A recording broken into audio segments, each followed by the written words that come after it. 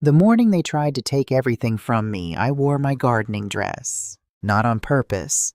Not as some calculated move to seem small. I had genuinely been in the backyard at 6 a.m. pulling up the last of the summer tomatoes Harold planted the year before he died, and I hadn't bothered to change before Brittany arrived with her leather folder and her lawyer smile. She looked at my dirt-stained hem, and I watched something relax behind her eyes, that small, unconscious exhale people do when they decide you're not a threat. That exhale cost her everything. But I'm getting ahead of myself. My name is Anna Mae Washington. I'm 67 years old.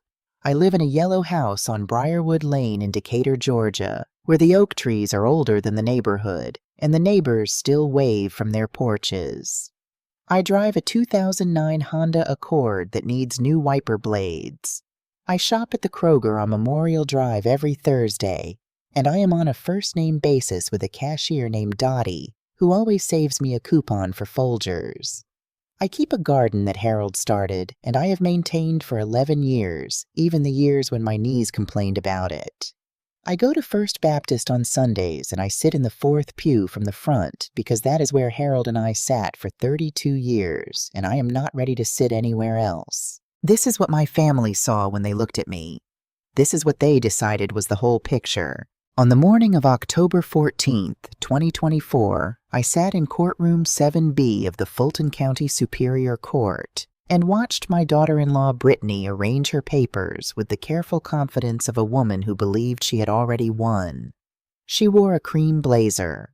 Her lawyer, Gerald Hoffman, was writing something in the margin of a legal pad. My son Devin sat beside her, his jaw tight, his eyes finding the floor whenever they got close to finding me. I looked at all three of them and felt something that wasn't quite anger and wasn't quite sadness. It was more like the feeling you get at the end of a very long book, that particular kind of tired, that comes not from exhaustion, but from having finally arrived somewhere. 6 months earlier, Brittany had set a piece of paper in front of me and told me to sign it. I had smiled, and I had picked up the pen, and the name I signed was not the name she expected. This is the story of how I got to that table, and what happened after I stood up from it. It started the way most things start in families, slowly then all at once. Harold passed in March of 2019. Pancreatic cancer, the kind that moves fast and doesn't apologize for it. We had 8 months from diagnosis to burial, and I spent most of those 8 months either holding his hand or standing in the backyard at midnight, trying to remember how to breathe. He was 69. We had been married for 41 years. The night before he died, he held my hand and told me, "Annie, you never needed me, but I sure am glad you wanted me." I told him that was the most Harold thing he had ever said. He laughed. It was the last time I heard him laugh. After Harold, everything shifted. Devin was 35, then living with Brittany in a house in Alpharetta that was too large for 2 people and funded by optimism I had been quietly worried about for years. He called me every Sunday. I counted on those calls. In the first year after Harold died, they were the thread that kept my weeks in some kind of order. But Brittany started joining the calls. At first just occasionally, then every week. And then subtly, the way a current changes direction, Devin started sounding different on those calls. A little more distant, a little more careful. "How are you doing, Mom? You remembering to take your vitamins?" I had never forgotten my vitamins in my life, but I said yes, and I moved on. Then came the Sunday dinners. Brittany started hosting them at their house in Alpharetta, which was a 40-minute drive I didn't always enjoy. But I went because Devin was my son, and Sunday dinner was Sunday dinner. She cooked well, I will give her that. The food was always beautiful. The table was always set exactly right. And I was always seated at the far end, away from the conversations that mattered. I noticed it the third time it happened. Not the seat itself, seats are seats, but the way the talking moved around me like water around a rock.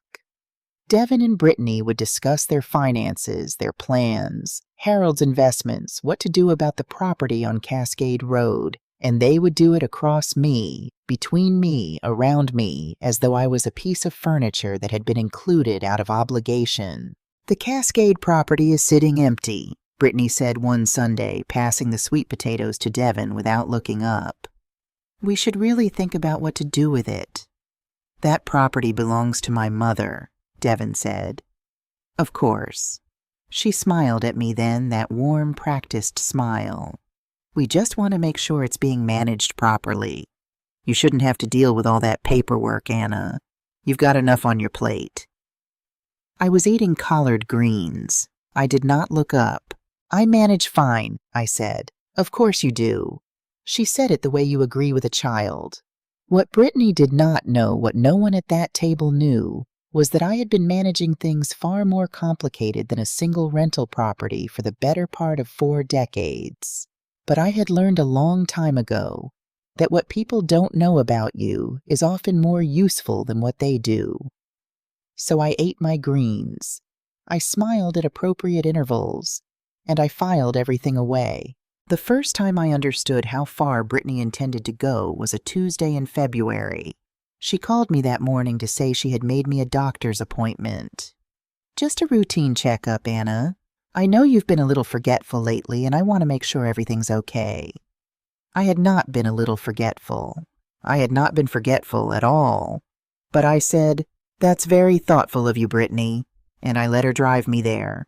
The office was on Peachtree Industrial in one of those medical plazas that always smell like new carpet and artificial calm. Dr. Fowler's name was on a gold plate by the door. Brittany held my elbow as we walked in, which was unnecessary, but which looked to anyone watching like a daughter-in-law caring for an aging mother. Dr. Fowler was a compact man with pale eyes and a handshake that was just a fraction too enthusiastic, the handshake of a man who wanted you to like him quickly. He smiled at Brittany when we came in. Not the professional smile you give the family member who accompanied the patient. The other kind. The kind that contained a prior conversation. I sat down. I folded my hands in my lap. He asked me questions. What year was it? Who was the current president? Could I count backward from 100 by sevens? Could I remember 3 words? Apple Sunset Franklin, and repeat them back to him in 10 minutes. Apple Sunset Franklin. I repeated them back to him without being asked 7 minutes later in the middle of a question about whether I'd had any episodes of confusion at home. He wrote something down. His pen moved carefully, deliberately. I did not ask what he was writing. I looked at Brittany instead. She was watching the doctor's pen with an expression she thought was hidden something between anticipation and impatience. On the drive home, she was warm and attentive. She asked if I wanted to stop for lunch. She told me I'd done wonderfully. She squeezed my hand at a red light. I looked out the window at the Atlanta skyline cutting through the February gray. "That was kind of you to arrange," I said. "Of course." Another squeeze. "We just want to take care of you." I turned to look at her profile, the careful set of her jaw, the way her eyes stayed on the road. "I know," I said, and I did know, just not in the way she meant. There is a particular kind of loneliness in being underestimated by people who love you, or people who once loved you, or people who decided at some point that the idea of you was more useful than the reality. Brittany wasn't cruel in an obvious way. She never raised her voice at me. She brought food when she visited, and she always called on my birthday, and she told her friends I was a strong woman who had been through a lot. These things were true. She meant them after a fashion. But somewhere alongside those truths, she had built a separate story, one in which I was fading, faltering, becoming a problem that needed to be managed before it became expensive. That story required small reinforcements. Tiny, consistent strokes, like painting over a wall. Eventually you cover what was there before. She told Devon about the time I couldn't remember the name of their neighbor's dog. She told him about the time I'd put the milk in the pantry, which happened once after 3 hours of gardening in the summer heat. She collected these moments the way some people collect evidence, and she presented them to my son with a look of careful concern until he began to see a pattern that wasn't there. I understood what she was doing because I had spent 40 years watching people construct narratives about money, who deserved it, who could handle it, who needed to be protected from it. I had seen it done to other people. I recognized the architecture, and I had done something Brittany didn't anticipate. I had started keeping records of my own. Lyric was the one who finally confirmed what I already suspected. Lyric, 19 years old, Devin's niece on his father's side, a freshman at Spelman, who wore her hair in thick twists and asked better questions than most people twice her age. She came to my house on a Saturday in September with that particular expression young people get when they are carrying something too heavy for them, chin-up eyes a little too steady, like they are working hard to look normal. "Aunt Anna," she said. She had called me that since she was 4. "I need to show you something." She reached into her backpack and pulled out a folded piece of paper. It was a typed document, a statement formatted like a legal declaration. It described several incidents: me leaving the stove, on me getting lost, driving to Publix, me accusing the mail carrier of stealing packages, each dated, each written with the clinical precision of someone who had done their homework on what this kind of document needed to say. At the bottom, a signature line, blank, with Lyric's name printed underneath.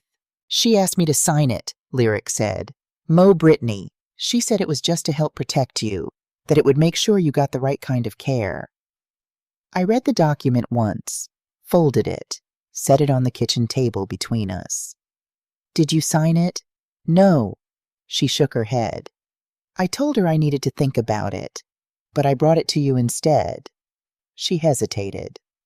"None of those things happened, did they?" I looked at this girl across my kitchen table. Harold's kitchen table, the one with the burn mark near the corner from a candle we forgot about at Easter 1987. I looked at her, and I felt something move through my chest. Not quite grief, not quite gratitude, but something that lived in the neighborhood of both. "No," I said. "They didn't." She let out a breath she had clearly been holding for some time. I slid the document into the folder I kept in the kitchen drawer, the one Brittany didn't know existed, the one that had been growing quietly for 8 months. "Lyric," I said, "I need you to go home and act like this conversation didn't happen. Can you do that?" She looked at me with Harold's eyes. Our family had his eyes, that particular dark brown that looked almost black in certain light, that looked like it was thinking even when it was resting. "Are you going to be okay?" she asked. I stood up and went to put the kettle on. "Baby," I said, "I've been okay through things that would make this look like a Tuesday." She almost smiled. "It is Tuesday." "Then I'm right on schedule. There is a door in the back of my bedroom closet that Harold built in 1994. It looks like the wall. That was intentional.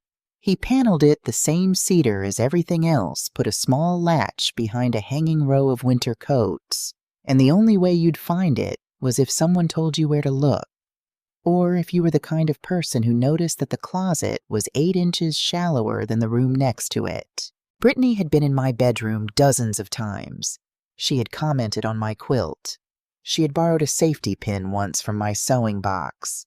She had stood in the doorway of that closet and looked at my dresses hanging in color order. Harold always thought that was funny, my color-ordered closet, and she had never once wondered about 8 inches. Behind that door is a staircase, 14 steps down.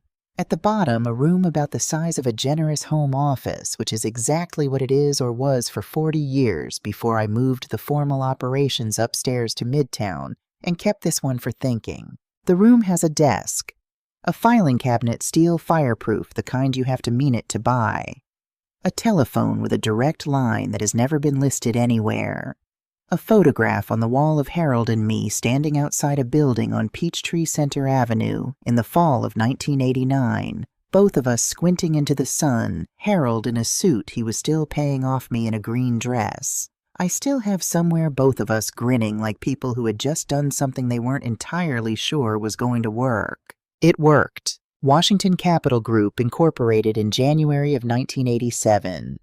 We started with one property, a small commercial space in Vine City that Harold had found through a client of his back when he was still doing accounting work to pay the bills. The rent from that one space paid for the second. The second paid for the third. By 1995, we had 11 properties. By 2005, we had 23. By the time Harold got sick, Washington Capital Group managed 31 commercial properties across Atlanta with a total portfolio value of $6.1 million and a waiting list of tenants that Ray Okafor had been managing with a spreadsheet so detailed it had its own color-coding system. Ray had been with us since 1998. He came in as a property manager, young and earnest, and so meticulous about details that Harold said hiring him felt like finding a second brain. Over 26 years, Ray had become the only person outside our marriage who knew the full picture of what we had built, what I had built behind Harold's name in an era when a black woman walking into a commercial real estate deal was more likely to be handed a pen to take notes than a pen to sign the contract. That was the reality we worked within. Harold was the face because Harold was the face that opened doors. I was the mind because I was always the mind. We never pretended otherwise to each other. He used to say, "Annie, you're the one running this train. I'm just the one they see in the conductor's uniform." I told him that was a fine arrangement as long as he kept the uniform pressed. He always did. After Harold passed, I became CEO officially. Quietly. The kind of quietly that doesn't make announcements or change the name on the building, because by then I had learned well enough that the most durable power is the kind that doesn't need to introduce itself. Ray handled day-to-day operations. I signed the contracts that needed signing, made the calls that needed making, and spent my Tuesday evenings in the basement office, reviewing reports that Brittany assumed I was spending watching television. I had been watching Devon change for 3 years. Not all at once. You never lose someone all at once.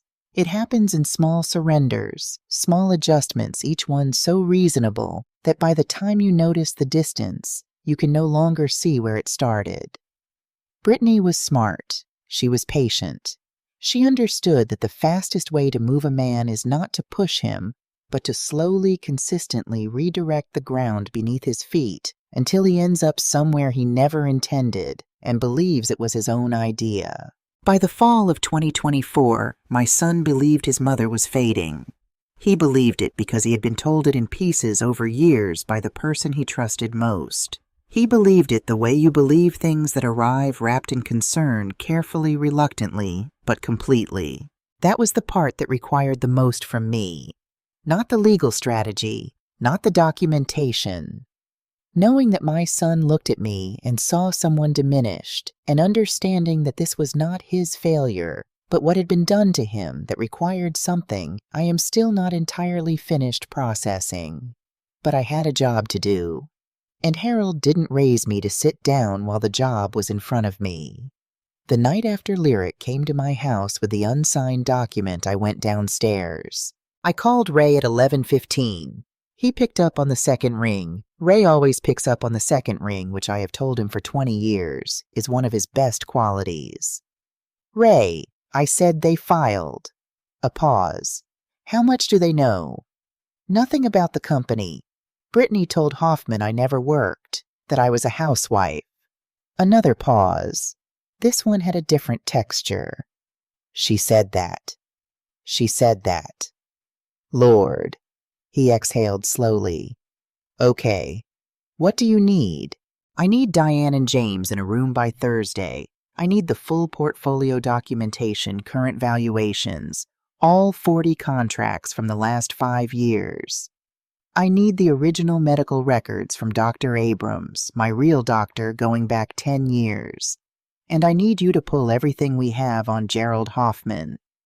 Bar association record, case history, any disciplinary flags." "Already started on Hoffman when you first mentioned his name in August," Ray said. "There's something there. A complaint filed in 2019 quietly settled. I'll have the full picture by Wednesday." This was why I kept Ray. "One more thing," I said. The document lyric brought me someone forged her signature on a final version. They didn't know she hadn't signed yet. Ray was quiet for a moment.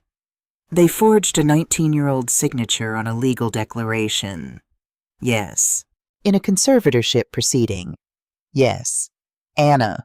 His voice shifted into the register I had heard maybe 4 times in 26 years, the register that meant Ray Okafor was genuinely, carefully angry.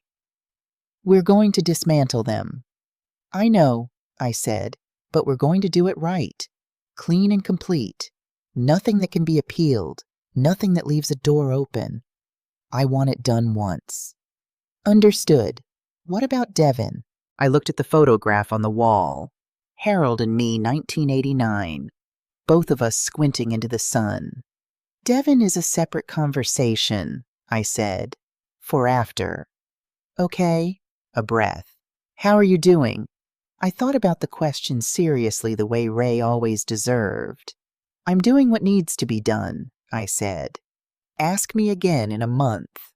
I will, he said. Get some sleep, Anna. I sat in the basement office for another hour after I hung up, not reviewing documents, not planning, just sitting with the particular silence of a room that holds 40 years of choices and their consequences. The filing cabinet, the photograph, the phone with its unlisted number. I thought about Harold. Not the Harold of the hospital of the last months of the careful dignity of a man saying goodbye to the world he had helped build, but the Harold of 1987, nervous and certain in equal measure, signing the incorporation papers in our kitchen, while I stood behind him with my hand on his shoulder and a feeling in my chest like standing at the edge of a very high place and choosing to step forward anyway. We stepped forward, and for 32 years we did not fall. One more time, I said to the photograph. One more time, and then I'm going to retire and grow tomatoes in peace. The photograph didn't answer, but I thought Harold would have laughed. The provocation the moment I understood that patience had an end point came on a Wednesday afternoon in late September. Brittany called at 2 o'clock to say she and Devin were stopping by. Not asking. Saying. This had become her habit over the past year, the assumption of access, the erasure of the small protocols of respect that people extend to each other's homes. I said that was fine, and I put on a pot of coffee because I was raised a certain way regardless of circumstances. They arrived at 2:30. Brittany first the way she always entered rooms ahead and deliberate. Devin behind her hands in his pockets, wearing an expression I had come to recognize as his conflict, faced the face of a man who wants to be somewhere else, but has not yet figured out how to want that out loud. And behind them, Gerald Hoffman. He was tall, silver-haired, with the kind of tan that came from a specific income bracket. He carried a leather briefcase that cost more than some people's rent, and he extended his hand to me with the particular warmth of a man who had decided in advance that I was manageable. Mrs. Washington, it's a pleasure. Mr. Hoffman, I shook his hand. Can I get you coffee? Please don't trouble yourself. It's already made, I said, and went to get the cups. I set everything on the kitchen table. Hoffman opened his briefcase. Brittany sat close to him in a way that was 1 degree too comfortable for a woman meeting her mother-in-law's lawyer for the first time. Devin sat across from her and looked at the table. Hoffman spread the documents out with the careful efficiency of a man who had done this many times. Mrs. Washington, he said, I want to begin by saying that everything here comes from a place of genuine care. Your son and daughter-in-law are worried about you. As people age, how old are you, Gerald? I asked. He paused. I'm sorry. How old are you? I'm 58.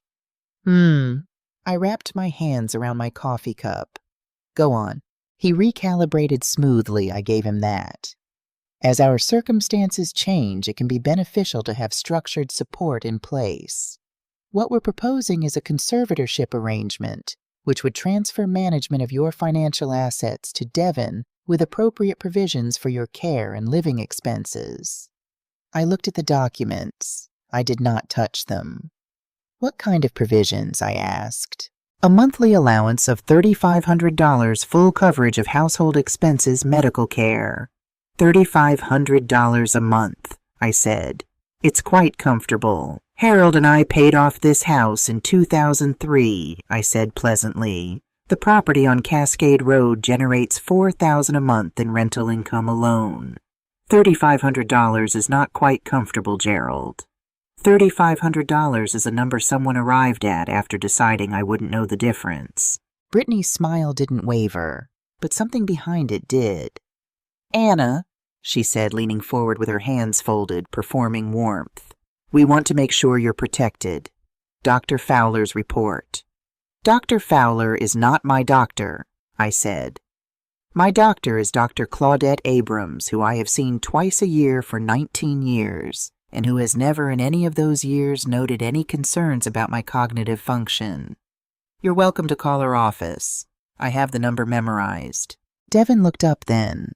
For just a moment, something moved across his face, a flicker of something I recognized, something that had been there since he was a boy, sitting at this same table doing homework. The look he got when he had started to suspect he had the wrong answer, but wasn't sure yet how wrong. Mom, he started. I'm not finished, I said, and my voice was quiet, but it landed and he stopped. Gerald, a conservatorship requires a court determination of incapacity. It requires medical evidence from treating physicians, not a report commissioned for the purpose of establishing a predetermined conclusion. It requires at minimum independent legal representation for the alleged incapacitated person, which I have. And it requires a judge who will look at that evidence and make a finding. Is that your plan? Because if it is, I'd like the opportunity to be present for it. The room was very quiet. Hoffman's hand moved to the papers on the table in a small involuntary gesture, the gesture of a man recalculating. Brittany uncrossed and recrossed her legs. Anna, I said. I'm sorry. My name is Anna. You've been calling me the wrong name for 4 years.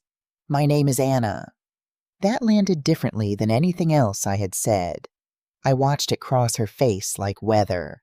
We'll be going to court then, Hoffman said. His voice had returned to its professional register, but the warmth was gone. The filing is already prepared. I know, I said. I received the notice 2 days ago. I stood up and began collecting the coffee cups. Then I'll see you in court, Gerald. I'll have my attorneys reach out to yours about scheduling. Brittany stood slowly, holding her leather folder against her chest like a shield. You're making this harder than it needs to be, she said. I looked at her across my kitchen, this woman who had sat at this table for 8 years, who had eaten Harold's cooking and borrowed my good tablecloth for her dinner parties, and called me family in her Christmas cards. Brittany, I said I want you to think carefully about what you're doing. Not because you'll succeed. You won't. But because there are things you do that cannot be undone, and you are standing at one of those lines right now. She met my eyes. For just a moment, something shifted, a flash of something younger and less certain. Then it closed again. Devin, she said, and turned toward the door. Devin looked at his mother, just for a second, and I saw at the question forming the doubt beginning to take on weight. But he followed her. He always followed her. I watched them pull out of the driveway from the kitchen window. Hoffman's black sedan, Brittany's white Lexus, Devin in the passenger seat looking straight ahead. I dried the coffee cups, put them back in the cabinet. Then I sat down at the kitchen table and pressed both hands flat on the surface Harold had sanded smooth in the summer of 1992. Then I picked up my phone and called Ray. It's time, I said. I know, he said. Diane and James are already on their way. I want to tell you something about preparation. People tend to think of it as a defensive act, something you do because you are afraid, because you sense danger coming, and you want to be ready when it arrives. And sometimes that is exactly what it is. But real preparation, the kind that carries you through the worst of things, is not born from fear. It is born from clarity. You look at a situation without flinching, without the comfortable blur of wishful thinking, And you ask yourself, what is actually happening here? And then you ask, what do I need to be ready? I had been asking those questions for 3 years. By the time Gerald Hoffman spread his papers across my kitchen table, I had already spent 14 months building the case that would answer him. Not because I knew exactly when they would move, I didn't. But I knew they would. People who want what you have will always move eventually. All you have to do is be further along when they do. The week after Hoffman's visit, I walked into the offices of Washington Capital Group on Peachtree Center Avenue for the first time in 14 months. Ray was waiting in the lobby when I came through the door. He was wearing a gray suit and holding 2 cups of coffee, one of which he handed to me without saying anything, because we had known each other long enough to skip the parts that don't matter. "How bad is it?" I asked as we rode the elevator up. "Hoffman filed the conservatorship petition Monday morning," he said. "Judge Patricia Ellsworth is assigned. She has a reputation for being thorough and impatient with nonsense in equal measure." "Good." Diane reviewed the filing last night. Their medical evidence is Dr. Fowler's report and 2 supporting statements. One from a neighbor who apparently told them you seemed confused at the mailbox last spring, and one from... He paused. "From Lyric," I said. "The signature doesn't match her other documents," Ray said carefully. Diane noticed immediately. "I know. She never signed it." Ray absorbed this. "So they forged it?" "Yes." He was quiet for a moment. We walked down a hallway I had walked down hundreds of times, past the framed photographs of properties and groundbreakings, and the small plaque near the conference room that read Washington Capital Group built to last. "Anna," Ray said, stopping outside the conference room door. "They forged a 19-year-old girl's signature on a legal document in a court proceeding." "Yes." "They did that because they never thought you'd fight back." "I know." "Are you angry?" I considered this in the way the question deserved. "I'm focused," I said. "There'll be time to be angry later. Right now, open the door." Inside the conference room, Diane Foster and James Beaumont were already seated. Diane was 55 with close-cropped natural hair and reading glasses she wore on a chain around her neck and only put on when she wanted someone to know she was about to be serious. She had won 3 conservatorship fraud cases in Georgia in the past decade and had the measured ferocity of a woman who understood exactly how much ground had been won and how easily it could be given back. James was 48, quieter, with a background in corporate law that made him the person you wanted in the room when the other side tried to shift the conversation toward business assets. He had been Washington Capital Group's attorney since 2009. I sat down. Ray set the manila folders on the table. We began. "Walk me through what we have," I said. Diane opened her folder. "Dr. Fowler's report is the centerpiece of their case. Without it, they have a neighbor who saw you at a mailbox and a forged signature. With it, they have a clinical document suggesting mild cognitive impairment, sufficient grounds to initiate proceedings not to win them, but to create enough uncertainty that a less prepared respondent might simply settle." "They were counting on a settlement," James said. "The math only works if you sign something.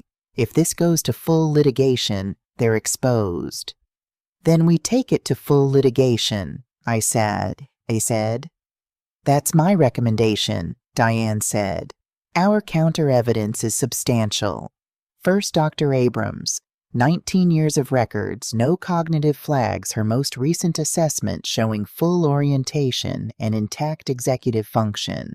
She has agreed to testify." "Second," James said, sliding a document toward me, "the business record. 14 contracts signed in the past 18 months, 3 of them after the date Dr. Fowler's report was written. It is very difficult to argue that a woman is cognitively impaired at the same time she is executing 7-figure commercial real estate transactions." Third, Diane continued, the forged signature. "We had a forensic document examiner compare the signature on their filed declaration against 3 authentic samples of Lyric's handwriting from her Spellman enrollment forms. The conclusion is unambiguous. That is not her signature." She paused. Lyric has agreed to appear. I know, I said. I spoke with her yesterday. Fourth, Ray said, sliding his own folder across the table. Gerald Hoffman, bar complaint filed in 2019 by a client named Rosemary Tatum, 71 years old, Cobb County. Hoffman represented a family member in a guardianship proceeding against Ms. Tatum. The complaint alleged that Hoffman submitted documentation he knew to be inaccurate. The complaint was settled quietly. Ms. Tatum received a payment signed a non-disclosure, and Hoffman received a private admonishment from the bar with no public record. Diane looked up. How did you get the settlement details if there's an NDA? Ray smiled the small, precise smile of a man who had just answered a question he enjoyed being asked. Ms. Tatum attends First Baptist, fourth pew from the front. I looked at Ray. He looked back at me. Earl Simmons goes to my church too, I said. He's been the head usher for 11 years. Earl, Ray confirmed, who has security camera footage from the parking structure across from your house, showing a man matching the description of Hoffman's associate photographing your property and following you on 2 separate occasions in August. Diane was writing quickly. James was nodding with the contained satisfaction of a man who had just watched a hand of cards get very good very fast. One more thing, I said.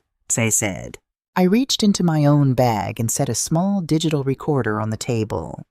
Every conversation that took place in my home was recorded with my knowledge and consent under Georgia's single-party consent law, including the visit 2 weeks ago with Hoffman and Brittany.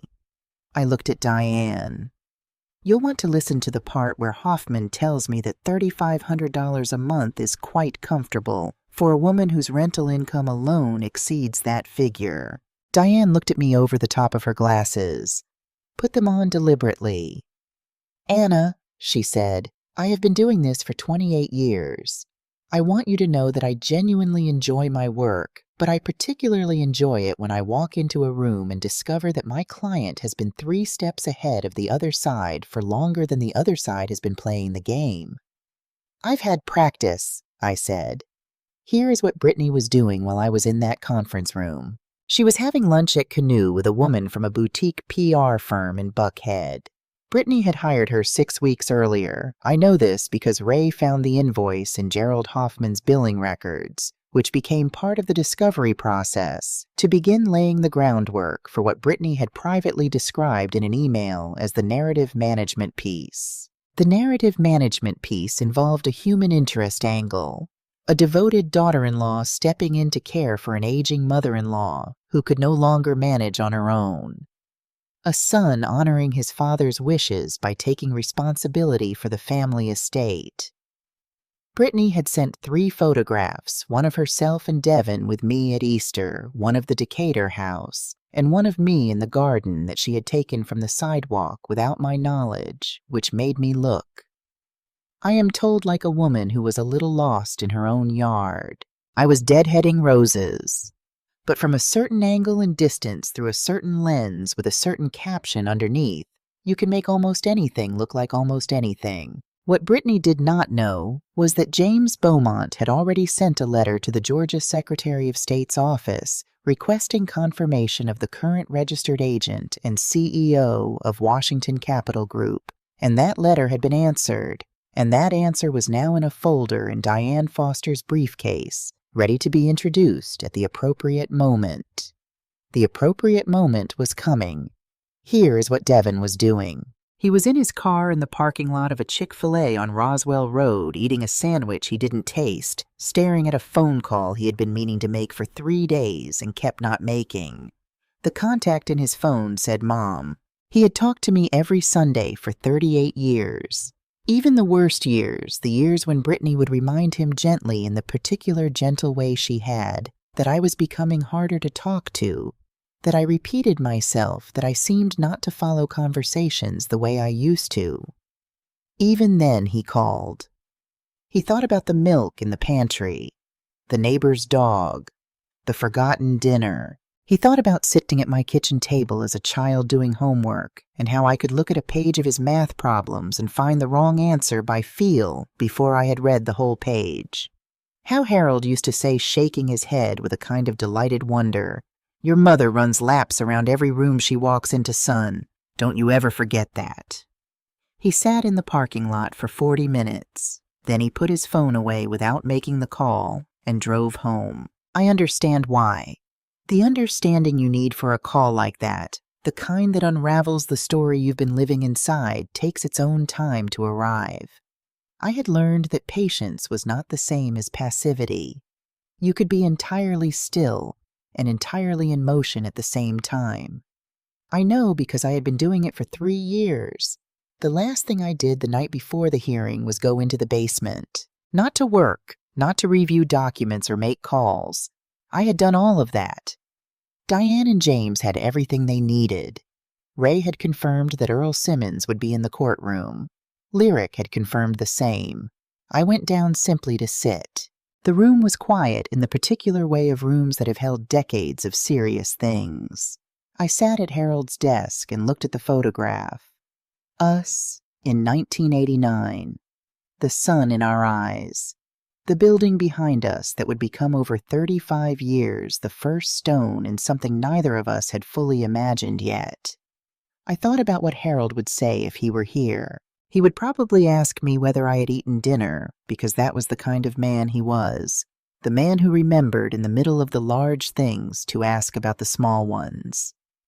Then he would sit beside me and put his hand over mine, and he would not say much because he understood that sometimes the presence is the thing. I missed his hand.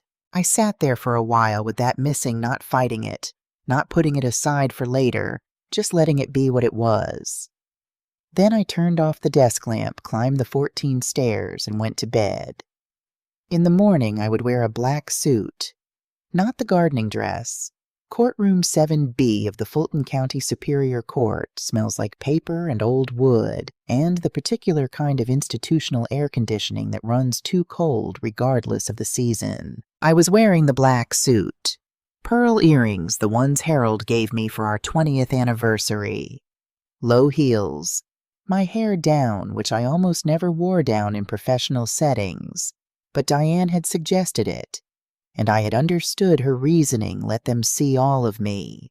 Let there be nothing to hide behind, nothing to diminish. Let them look at exactly what they decided was not worth taking seriously. The elevator opened. We walked down the corridor toward courtroom 7B, and I kept my pace even and my chin level, and I did not hurry. Gerald Hoffman was already inside. He saw me come through the door, and something shifted in his expression, not dramatically, but I had been watching people's faces for 67 years, and I noticed. A recalculation. The slight tightening of a man who has just understood that this room is going to be different from the room he planned for. Brittany sat beside him at the petitioner's table. She was wearing the cream blazer again. She looked composed, arranged, certain of the outcome the way people are certain of outcomes they have engineered. She looked at me when I came in, at the suit, at Diane and James flanking me, at the document box Ray set carefully on our table, and I watched something travel across her face that she could not entirely suppress. Not fear, not yet, but the first cousin of it. The sensation of standing on ground that is not quite as solid as it appeared. Devin was in the gallery. He had not told me he was coming. He was sitting 3 rows back in a dark jacket, and when our eyes met, he held my gaze for just a moment before looking away. Not in guilt, in something more complicated than that. The look of a man who has come to watch a thing he is not sure he is ready to see. Judge Patricia Ellsworth entered, and the room stood. She was 61 silver locks with the bearing of a woman who had spent 30 years presiding over rooms in which people tried to pull things past her and had developed an exceptionally fine instrument for detecting exactly that. Petition for conservatorship matter number 2024-CF-4471, she said. Counsel, please identify yourselves for the record. Hoffman stood. Gerald Hoffman appearing on behalf of the petitioners Devin and Brittany Washington. Diane stood. Diane Foster appearing on behalf of the respondent Anna Mae Washington. With me is James Beaumont, also counsel for the respondent. Judge Ellsworth looked at our table, at the document box, at me. Ms. Washington, she said, I want you to know that you are entitled to speak at any point during these proceedings if you wish to address the court directly. Do you understand? Yes, Your Honor, I said, thank you. She nodded once. Mr. Hoffman, you may proceed. Hoffman was good. I want to be honest about that because it matters. He was a skilled attorney who had built a case with real architecture, and if the foundation of that architecture had not been fraudulent, it might have held. He presented Dr. Fowler's report with clinical precision. He walked the judge through the neighbor's statement with just enough humanity to make it feel like concern rather than strategy. He described Devon as a devoted son acting on his late father's wishes, which was not entirely untrue, and was therefore more dangerous than a lie would have been. He was 20 minutes into his presentation when he introduced the witness declarations. Your Honor, we have 3 supporting statements from individuals who have directly observed the respondent in situations suggesting compromised judgment. The first from a neighbor. The second from Dr. Fowler in elaboration of his written report. And the third, a practiced beat of gravity, from Lyric Washington, the respondent's grandniece, who has observed several concerning incidents over the past year. Judge Ellsworth held out her hand for the documents. Her clerk brought them forward. She read in silence for a moment. Then she looked up. Mr. Hoffman, the declaration attributed to Lyric Washington. Is Ms. Washington present today? Hoffman paused, just slightly. We were not able to confirm her availability for, she's present, Your Honor. Diane said it cleanly without drama. Judge Ellsworth's eyes moved to the gallery and found Lyric, who was sitting beside Earl Simmons in the second row, her hands folded, her back straight, wearing a white blouse and the small signet ring I had given her for her birthday. Ms. Washington, the judge said, I may call on you shortly. Please remain available. Lyric nodded once. Steady. Hoffman recovered and continued. But the room had shifted. Not dramatically, the words were the same, the documents were the same. But a room is not just its words and documents. It is also its atmosphere. And the atmosphere of courtroom 7B had changed in the way a sky changes when the wind turns subtle and total at once. When Hoffman finished, Diane stood up. She did not put on her glasses. Not yet. Your Honor, before I respond to the substantive claims, I'd like to address the evidentiary foundation of the petition because I believe it will significantly alter the scope of what follows. Exhibit A, Dr. Claudette Abrams's records, 19 years, no cognitive flags. Dr. Abrams, appearing via video link from her office, confirmed each entry in the crisp, professional manner of someone who does not appreciate her medical conclusions being replaced by someone else's. Exhibits B through D. The 14 commercial contracts signed by Anna Mae Washington in the preceding 18 months. Each of these documents, James said, was executed by the respondent in her capacity as Chief Executive Officer of Washington Capital Group, a commercial real estate holding company incorporated in Georgia in January of 1987, currently managing 31 properties with a total assessed portfolio value of $6.1 million. The room absorbed this. Brittany's hands resting on the table went very still. Hoffman turned to look at her. One look, the look of a lawyer who has just discovered that his client withheld material information. She did not meet his eyes. Exhibit E, the forensic document analysis of Lyric's forged signature. Diane summarized it in 4 sentences, each one precise as a nail going in. Then she called Lyric to the stand. Lyric walked up there the way her father walked into rooms like the floor was hers, and she had simply chosen to share it today. She was sworn in. She sat down. Diane asked her 3 questions. Had she signed the declaration submitted as evidence in this proceeding? No. Had anyone asked her to sign such a document? Yes. My Aunt Brittany Washington showed me the document and asked me to sign it. I took it home and brought it to Anna instead. Did the incidents described in that document reflect events she had witnessed? Lyric looked at me across the courtroom. Those dark eyes. Harold's eyes. The eyes that had been clear enough to see through what the adults around her were constructing. "None of those things ever happened," she said. "Anna Mae Washington is the sharpest person I know." The room was very quiet. Judge Ellsworth made a note. She wrote for what felt like a long time. Exhibit F was the recording. Diane played 4 minutes and 30 seconds of the conversation in my kitchen, in which Gerald Hoffman explained to a woman whose rental income exceeded $4,000 per month that $3,500 was quite comfortable, in which I cited the specific legal requirements for a conservatorship proceeding with enough accuracy that Hoffman on the recording audibly adjusted his approach mid-sentence. Exhibit G was Earl Simmons describing in calm and specific detail the 2 occasions in August when he had observed a man he did not recognize photographing my property and following me to my car. The security camera footage, time-stamped and unedited, was Exhibit H. Exhibit 1 was Rosemary Tatum's file. Diane presented it with particular care.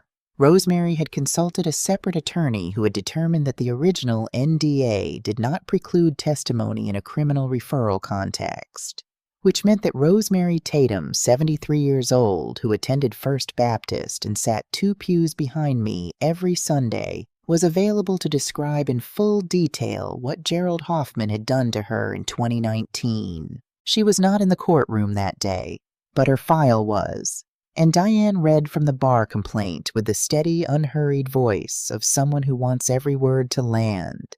Hoffman stood up twice to object. Judge Ellsworth sustained neither. By the time Diane reached Exhibit M, a summary financial analysis showing exactly how the proposed conservatorship would have functioned in practice, specifically how the estate would have been depleted within 4 to 6 years to cover the petitioner's documented debts of $890,000. The petitioner's table had the atmosphere of a place where something had broken and not been picked up yet. Brittany was sitting very straight, the stillness of a person who has determined that moving is dangerous. Devin in the gallery was leaning forward with his elbows on his knees and his face in his hands. Then Diane sat down, and Judge Ellsworth looked at Hoffman. "Counsel," she said, "I'm going to give you an opportunity to respond. I want to advise you before you do that this court takes the submission of fraudulent documentation extremely seriously, and that anything you say at this juncture will be part of the record." Hoffman looked at his papers. He looked at Brittany. He looked at the room. He said, "Your Honor, I'd like to request a brief recess." "Denied," said Judge Ellsworth pleasantly. And then she turned to me. "Ms. Washington, you indicated at the outset that you wished to address the court." I stood up. The courtroom was completely still. I could hear the air conditioning. I could hear my own heartbeat, low and steady, the heartbeat of a woman who had been ready for this room for a long time. I looked at Gerald Hoffman. He had spent his career finding the people most easily dismissed and counting on that dismissal to do his work for him. Finding the women who would be called confused, the elders who would be called incapable, the people who had spent their lives being looked past and had come to expect it. He looked back at me, and I could see the recalculation fully complete, the understanding of exactly how wrong he had been, arriving too late to do anything about it. I said, "Mr. Hoffman, I have sat at a great many tables in my life where the assumption in the room was that I did not know what I was worth. I learned a long time ago that this assumption is not my problem. It is theirs. You looked at me and saw a woman you could manage. You forgot to ask what I had been doing while you were making that decision." I let that sit for a moment. Then I turned to Judge Ellsworth. "Your Honor, I have nothing further to add. My attorneys have presented the record. I would ask only that the court consider not just the petition before it, but the manner in which that petition was constructed and by whom, because I am likely not the first person this has been done to, and I would like very much not to be the last." I sat down. Judge Ellsworth looked at me for a long moment. Then she looked at her notes. Then she looked at the room. "The petition for conservatorship is denied," she said. "In full. The court is referring the matter of fraudulent documentation to the Fulton County District Attorney's Office for review. Mr. Hoffman, I am also initiating a referral to the State Bar of Georgia." She closed her folder. "We're adjourned." The gavel came down. In the hallway afterward, I found Devin. He was standing by the window at the end of the corridor, looking out at Atlanta in the October light, the city spreading south and east, the trees beginning to change the skyline, catching the morning sun in pieces. He heard me coming and turned around. He looked older than 38. He looked like a man who had spent the morning watching the scaffolding of a story he had lived inside for 3 years come down board by board, and was still standing in the space where it used to be, unsure of the shape of things without it. "Mom," he said. His voice broke on the word, just slightly. "I know," I said. "I didn't know about the signatures. I didn't know she'd... I know that too.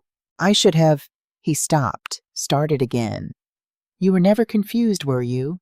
"Not once. Not once." He pressed his lips together, looked out the window, looked back at me.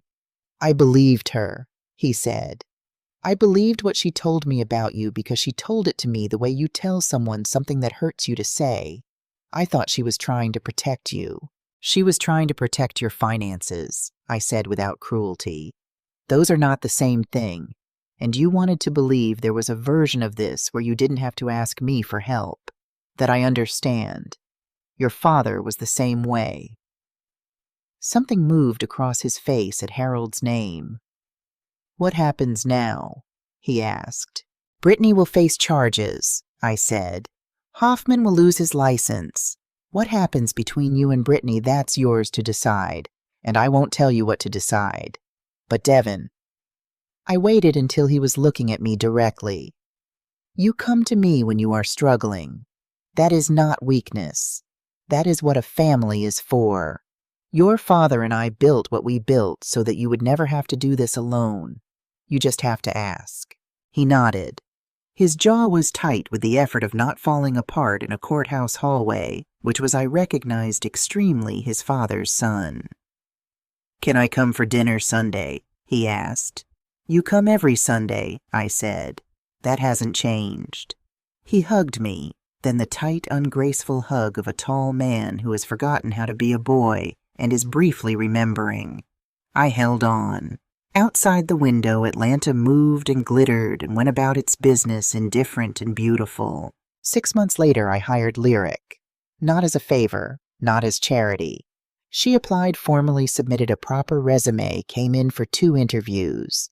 One with Ray, one with me, and was evaluated on exactly the same terms as the other 3 candidates. She was the best one. She started on a Monday at 7 a.m. and was already at her desk when I arrived at 7:15, which told me everything I needed to know. In the spring, I finally renovated the basement office. Not to destroy it, I kept the desk, kept the photograph, kept the filing cabinet that had held 40 years of careful work. But I added a window where Harold had always meant to add one and never gotten around to. And now in the mornings, the light comes in from the east and lands on the photograph on the wall. And Harold and I are squinting into it again, the way we were in 1989 when everything was in front of us, and we were young enough not to know what we didn't know, which is, I have come to believe, one of the great gifts of beginning. Brittany's case went to trial in the spring. She took a plea agreement, 2 years probation, community service restitution. Gerald Hoffman surrendered his law license in February. Dr. Fowler was placed on a 6-month suspension by the Georgia Medical Board, pending further review. Devin came to dinner every Sunday. He was rebuilding his business the right way this time, which was slower and harder, and more like the man I raised than anything he had done in the previous 5 years.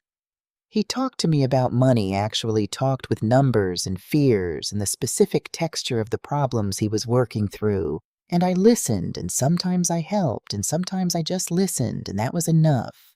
He was going to be all right. On the last Sunday in April, I was in the garden when Ray called. "New property, possible acquisition, Midtown building. whose owner was retiring and wanted to sell to someone who would take care of it. I told him to set up the meeting.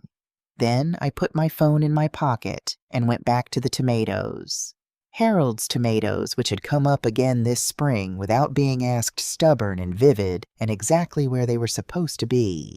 I knelt down in the dirt, pressed my hands into it, felt the particular warmth of Georgia soil in April holding everything it's been given and giving it back slow and steady, the way the best things in life tend to work. I was 67 years old. I had built a company from nothing in a time and place where nothing was supposed to come from women like me. I had loved a man for 41 years and been loved back in full measure. I had raised a son who had lost his way and found it again, which is perhaps the more honest version of raising a child that no one tells you about in advance. I had sat in a courtroom and been seen completely and correctly by a judge who had not been told what to see. I had a garden. I had a girl coming to work for me on Monday mornings who asked good questions and arrived early. I had Earl Simmons at the 4th pew on Sundays. I had Ray who picked up on the second ring and repacked boxes twice when things mattered. They spent years looking past me. I used that time well, and I was not finished yet.